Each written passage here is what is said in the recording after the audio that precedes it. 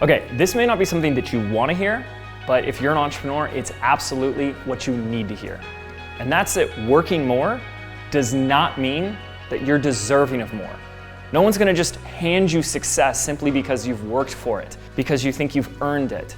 And that's because success for an entrepreneur has absolutely nothing to do with your work ethic or your effort, despite what anyone else might tell you. Yet if you continue to measure your productivity by how long and how intense that you've worked yesterday or the day before, well, that's simply an unsustainable path straight to burnout and to bankruptcy. I mean, how many struggling entrepreneurs have you seen that are relying on their hustle and their work ethic, who are in front of their laptops for 12 to 14 hours a day, yet they have absolutely nothing to show for it? Heck, if you think about it, working hard is actually really easy. I mean, a quick motivational video on YouTube and an extra cup of coffee, and anyone can use hustle as their competitive advantage. But what if you're hustling on the wrong things? What if all that massive action is being taken in the wrong direction?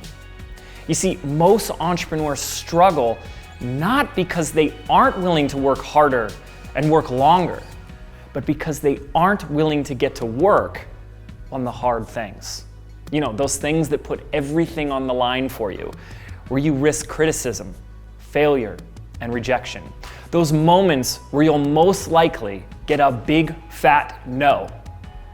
But as you already know, it's only in those same moments where you might also get the yes.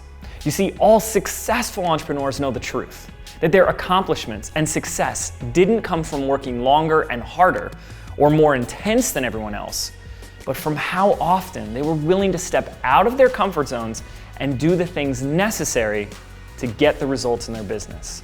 In short, while struggling entrepreneurs focus on work ethic and effort as a means to success, thriving entrepreneurs focus their work around accomplishing results.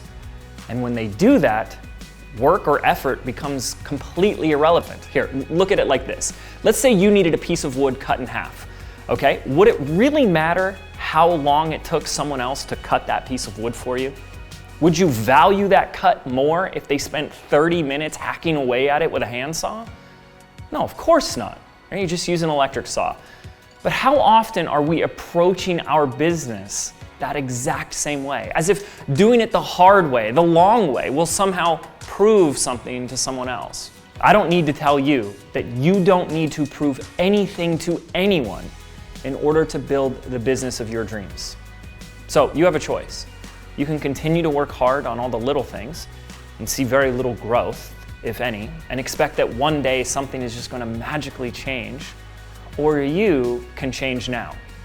You see, when you are results driven, you realize that working longer and harder isn't the path, but working less on the hard things is.